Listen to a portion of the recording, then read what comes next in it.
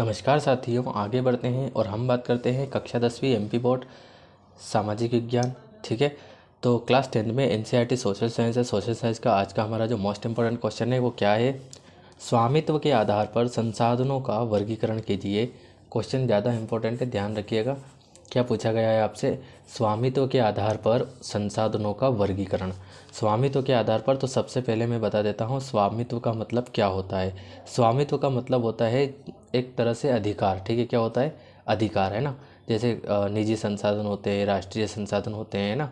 निजी संसाधन पे निजी स्वामित्व मतलब खुद का अधिकार होता है। इस टाइप से आपको खाली इस पॉइंट को समझ जाना है। स्वामित्व का मतलब होता है अधिकार। ठीक है, के अधिकार के आधार पर संसाधनों का वर्गीकरण।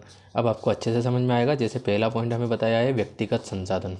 क्या बताया है? ऐसे संसाधन जो निजी स्वामित्व में होते हैं। नाम से हमें समझ में आ गया है निजी स्वामित्व होते हैं, जैसे बाग, चारागाह, तालाब, कुओं का जल निजी संसाधन। ठीक है गाइस, मतलब जिन पे खुद का मतलब स्वयं का अधिकार होता है। ठीक है गाइस, उसके बाद हम देख लेते हैं सेकंड क्वेश्चन, सामुदायिक स्वामित्व वाले संसाधन।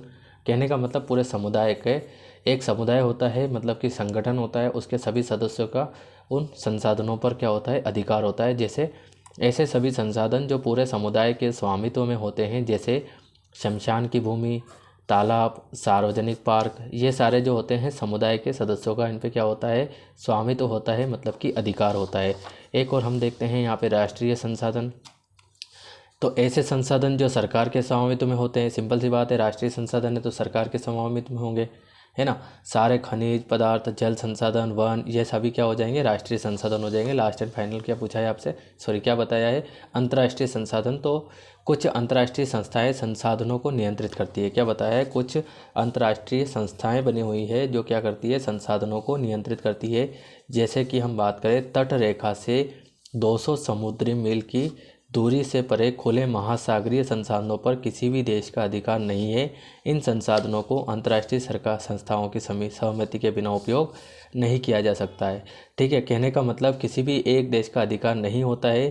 ठीक है, वो अंतर्राष्ट्रीय संस्थाएं जो होती है कुछ बनी होती है, उनका इस पर अधिकार होता है। मतलब उनका भी अधिकार नहीं होता है, बाकी उनके जो है मतलब परमिशन के बिना हम उनका यूज़ नहीं कर सकते हैं। ठीक है गाइस, तो ये था आपके स्वामित्व के आधार पर संसाधनों के प्रकार का आंसर। उम्मीद है आपको समझ में आया होगा। आप इसे नोट्स में नोट कर लीजिएगा। ठीक है गाइस, मिलते हैं अगले वीडियो में अगले क्वेश्चन के साथ। तब तक के लिए थैंक यू।